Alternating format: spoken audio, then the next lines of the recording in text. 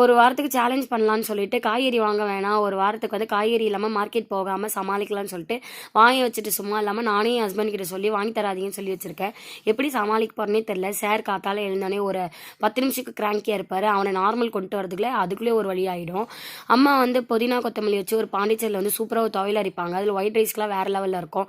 So அதையே try பண்ணிடலாம், காய்கறி தான் இல்லையே என்ன பண்ணதுன்னு சொல்லும்போது இதை தான் ட்ரை பண்ணேன். ஆனால் சூப்பராக இருந்துச்சு. அதில் கொஞ்சமாக பீனட்டும் கேஷ்யூ வந்து ஃப்ரை பண்ணி போட்டு ஆட் பண்ணியிருந்தேன். காலைல பிரேக்ஃபாஸ்ட்டுக்கு வந்து பழைய சாதம் நிறைய வெங்காயம் எல்லாம் தாளித்து கொட்டி தயிர் சாதம் பண்ணி மார்னிங் பிரேக்ஃபாஸ்ட் சீக்கிரமாக முடிச்சிட்டேன்.